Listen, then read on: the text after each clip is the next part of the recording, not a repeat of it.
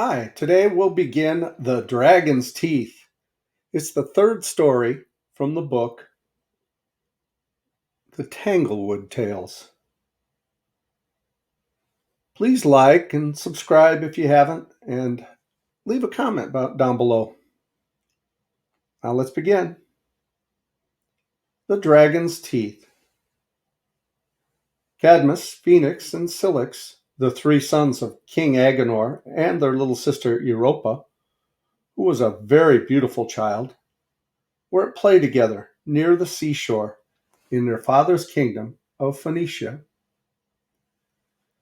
They had rambled to some distance from the palace where their parents dwelt, and were now in a verdant meadow on one side of which lay the sea, all sparkling and dimpling in the sunshine and murmuring gently against the beach. The three boys were very happy gathering flowers and twining them into garlands, which they adorned the little Europa. Seated on the grass, the child was almost hidden under an abundance of buds and blossoms, whence her rosy face peeped merrily out, and, as Cadmus said, was the prettiest of all flowers.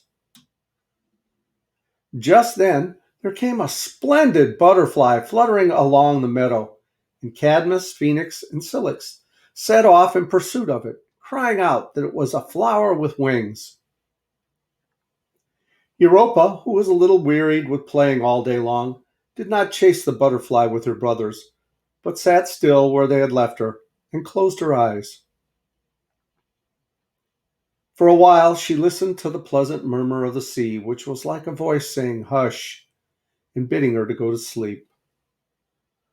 But the pretty child, if she slept at all, could not have slept more than a moment, when she heard something trample on the grass not far from her, and peeping out from the heap of flowers, beheld a snow-white bull. And whence could this bull have come? Europa and her brothers had been a long time playing in the meadow, and had seen no cattle, nor other living thing, either there or on the neighboring hills. "Brother Cadmus!" cried Europa, starting up out of the midst of the roses and lilies. "Phoenix! Cilix! Where are you all? Help! Help! Come and drive away this bull!" Her brothers were too far off to hear, especially as the fright took away Europa's voice and hindered her from calling very loudly. So there she stood, with her pretty mouth wide open, as pale as the white lilies that were twisted among the other flowers in her garlands. Nevertheless, it was the suddenness with which she had perceived the bull, rather than anything frightful in his appearance, that caused Europa so much alarm. On looking at him more attentively, she began to see that he was a beautiful animal, and even fancied a particularly amiable expression on his face. As for his breath, the breath of cattle, you know, is always sweet. It was as fragrant as if he had been grazing on no other food than rosebuds, or at least the most delicate of clover blossoms. Never before did a bull have such bright and tender eyes and such smooth horns of ivory as this one. And the bull ran little races and capered sportively about the child, so that she quite forgot how big and strong he was, and from the gentleness and playfulness of his actions, soon came to consider him as innocent a creature as a pet lamb. Thus frightened as she at first was, you might by and by have seen Europa stroking the bull's forehead with her small white hand, and taking the garlands off her own head to hang them on his neck and ivory horns. Then she pulled up some blades of grass, and he ate them out of her hand, not as if he were hungry, but because he wanted to be friends with the child and took pleasure in eating what she had touched. Well, my stars, was there ever such a gentle, sweet, pretty, and amiable creature as this bull, and ever such a nice playmate for a little girl? When the animal saw, for the bull had so much intelligence that it really is wonderful to think of, when he saw that Europa was no longer afraid of him, he grew overjoyed and could hardly contain himself for delight. He frisked about the meadow, now here, now there, making sprightly leaps with as little effort as a bird expends in hopping from twig to twig. Indeed, his motion was as light as if he were flying through the air, and his hoofs seemed hardly to leave their prints in the grassy soil over which he trod. With his spotless hue, he resembled a snowdrift wafted along by the wind. Once he galloped so far away that Europa feared lest she might never see him again. So, setting up her childish voice, she called him back. "Come back, pretty creature," she cried. "Here is a nice clover blossom." And then it was delightful to witness the gratitude of this amiable bull, and how he was so full of joy and thankfulness that he capered higher than ever. He came running and bowed his head before Europa, as if he knew her to be the king's daughter, or else recognized the important truth that a little girl is everybody's queen.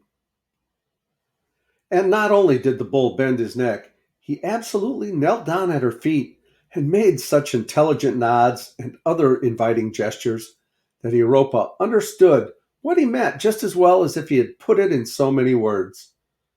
"Come, dear child," was what he wanted to say. "Let me give you a ride on my back." At the first thought of such a thing, Europa drew back. But then she considered in her wise little head that there could be no possible harm in taking just one gallop on the back of this docile and friendly animal, who would certainly set her down the very instant she desired it. And how it would surprise her brothers to see her riding across the green meadow, and what merry times they might have, either taking turns for a gallop or clambering on the gentle creature, all four children together, and careening around the field with shouts of laughter that would be heard as far as King Agenor's palace. "I think I will do it," said the child to herself. And indeed, why not? She cast a glance around and caught a glimpse of Cadmus, Phoenix, and Cilix, who were still in pursuit of the butterfly almost at the other end of the meadow. It would be the quickest way of rejoining them to get upon the white bull's back. She came a step nearer to him, therefore, and, sociable creature that he was, he showed so much joy at this mark of her confidence that the child could not find it in her heart to hesitate any longer, making one bound, for this little princess was as active as a squirrel. There sat Europa on the beautiful bull, holding an ivory horn in each hand lest she should fall off. "Softly, pretty bull, softly," she said, rather frightened of what she had done. "Do not gallop too fast." Having got the child on his back, the animal gave a leap into the air, and he came down so like a feather that Europa did not know when his hoofs touched the ground. He then began a race to that part of the flowery plain where her three brothers were, and where they had just caught their splendid butterfly. Europa screamed with delight, and Phoenix, Cilix, and Cadmus stood gaping at the spectacle of their sister mounted on a white bull, not knowing whether to be frightened or to wish the same good luck for themselves. The gentle and innocent creature, for who could possibly doubt that he was so, pranced around among the children as sportively as a kitten.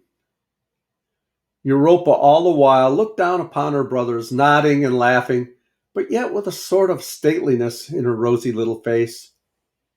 As the bull wheeled about to take another gallop across the meadow, the child waved her hand and said, "Goodbye," playfully, pretending that she was now bound on a distant journey, and might not see her brothers again for nobody could tell how long. "Goodbye," shouted Cadmus, Phoenix, and Cilix, all in one breath. But together with her enjoyment of the sport, there was still a little remnant of fear in the child's heart, so that her last look at the three boys was a troubled one, and made them feel as if their dear sister were really leaving them forever. And what do you think the snowy bull did next? Why, he set off as swift as the wind straight down to the seashore, scampered across the sand, took an airy leap, and plunged right in among the foaming billows. The white spray rose in a shower over him and little Europa, and fell splattering down upon the water.